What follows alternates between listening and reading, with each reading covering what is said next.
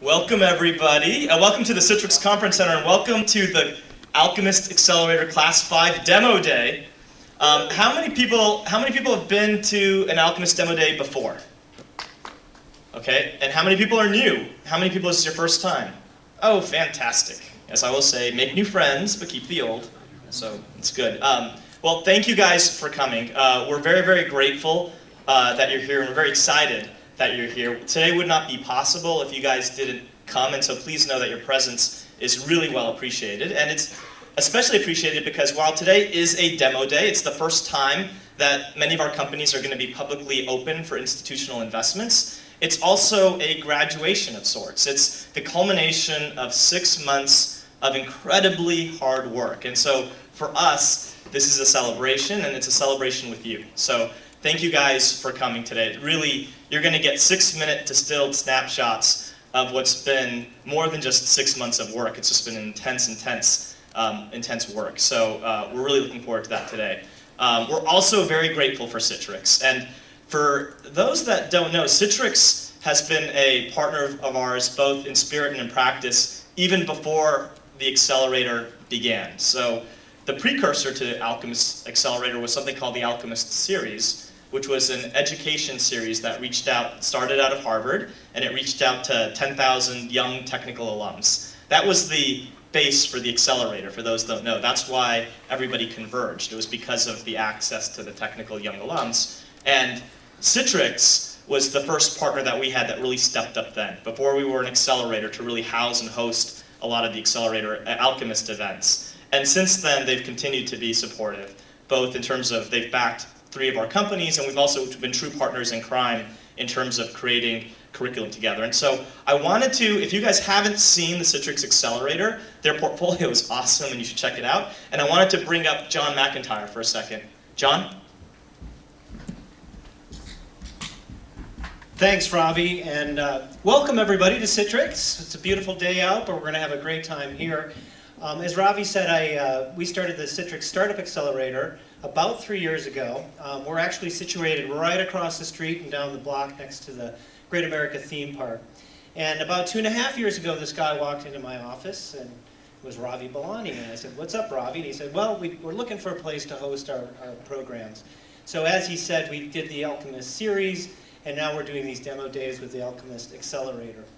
What's really been cool about working with Ravi is he's doing some of that really great fundamental work with these early stage startups. And one of the experiments we wanted to do with Ravi is to discover is the companies that come through his program, could they be a fit for our program as well? And they have been. We've done 3 investments from his classes going back to last year. We've done 24 investments overall in the Citrix Startup Accelerator. I'd love to tell you more about it sometime. So after we're done here today, we'll have some refreshments and food, and my staff is here. I'd like to introduce them. They're sitting over here in the end. Michael Harries is our chief scientist, and Devin Cruz is our marketing manager. So please come up and say hi to us, and we'll tell you more about our program when we're done. But sit back, relax, and enjoy the presentations. And thanks for coming.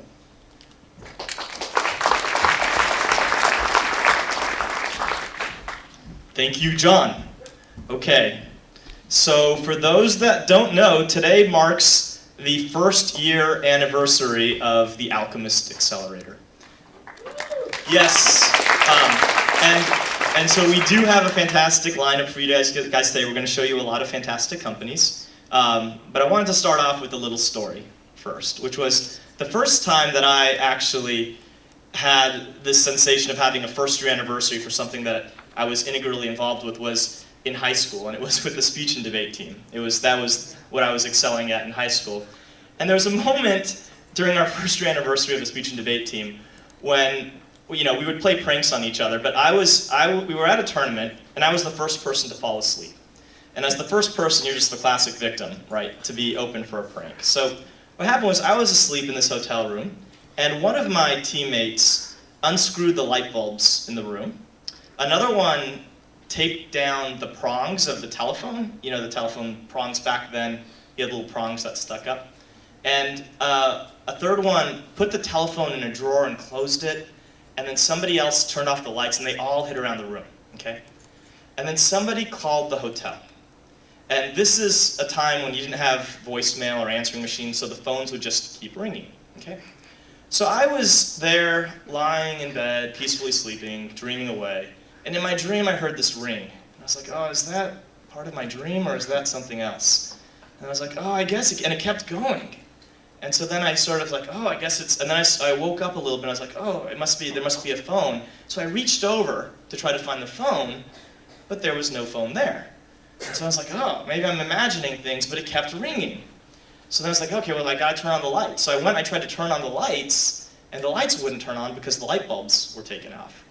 And so then at that point, I was a little bit half hysterical or delusional. I was like, is this a dream or is this something real? And so then I started walking around and I found the cord. I was like, okay, well, there's the phone cord, so that's gotta lead to the phone. So I followed the phone cord, and I was like, oh, it's in this drawer. So at this point, I'm semi-delusional. I see that there's a phone in the drawer. I open the drawer, I see the phone, I'm like, okay, well, at least I found the phone. I pick it up, and I'm like, hello? Hello? And the phone keeps ringing because somebody taped down the prongs, okay? At that point, I just went mad. And everybody in the room started laughing hysterically. And as embarrassing as that moment was, it was also the moment that I realized that we were a team. That everybody had sort of collectively used their evil genius together to orchestrate this truly embarrassing moment. And so, similarly, I'm very proud of our first year anniversary for Alchemist. We've, in 2013, 33 companies graduated from Alchemist. 13 have received institutional investments. If you check on your brochure, you can see the funds that have invested in Alchemist companies under the description, and it's a fantastic list.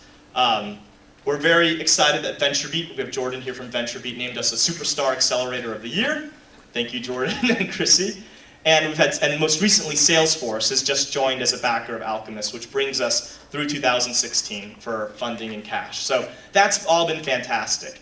But the most important thing is that the team has really come together. The founders will attest this in terms of the productivity and the operations of the program, in terms of the core staff of the team, but more importantly, everybody around Alchemist has gotten stronger. The mentors that have joined, and we have several of our mentors here today. I think Mark Davis is here, the former CEO of Versto, Dominique, the CEO of Tatango. We have a phenomenal list of founders that have joined and as mentors. And then the people that have really raised the bar are founders themselves. Just like any good sequel, these guys are making the second year bigger and badder and more intense than what you guys even saw in the first year. So I am very, very glad and very, very proud of all the hard work that everybody's done. I'm very, very glad that you guys are here to celebrate it with us today. So with that said, the biggest way that you can thank these guys is by connecting into any companies that you are interested in. And there's a couple ways to connect. The first is on your mobile apps. Everybody should take out your phone, and if you haven't already, you can either click on the link that we emailed you before the event started, or you can go to this bit.ly up here on the screen, or if you have a QR code reader, you can scan that code. You should do that now. I assure you that if you don't, it might be too late, because these guys are going to get, some of these guys will get connected in, and the first ones that connect in typically get responded to. So I would do that now if you can. If alternatively, we have vases in the back, and you can drop your business cards into any of the vases in the back, or you can connect to the founders via the brochure, the contact information that's on the brochure. Okay? And then of course you can meet them as well afterwards. We'll have a cocktail reception from 5 to 6:30. So with that said, we're going to start today by showing you some of the companies that are in Alchemist. And by going through the companies, you'll get a better feel for how we make decisions. As you know, we are an enterprise accelerator. We're backed by Khosla Ventures, DFJ, USVP, Cisco, Salesforce, and SAP. And our primary screening criteria is on teams. And what we love when we look at teams are distinctive technical co-founders. Okay, that's the first thing that we look at. And what we also look at is we love companies where the target user is also the founder. Why? Because it makes customer development a lot quicker, and it becomes a double threat if the target users are developers and the founders are the very target user themselves, the developers themselves, because it makes the customer development cycle quicker both on the founder side and on the target user side. You can iterate phenomenally more quickly.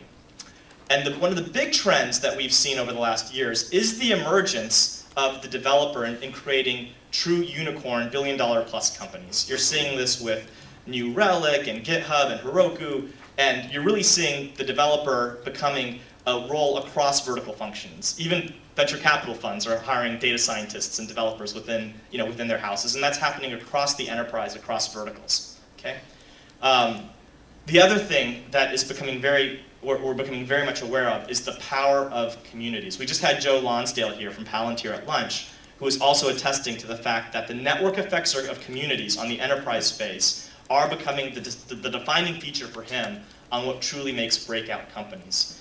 And everybody knows about Metcalfe's law, about how these networks grow with the square of the nodes, but really the power is sort of in Reed's law, that they actually grow exponentially because of the permutations that you can get within these networks. They become platforms for businesses that are far bigger than what you could truly imagine, which is why we were truly excited when we saw this next company. This is a company that is a classic Alchemist company. It's a double threat founding team of phenomenal developers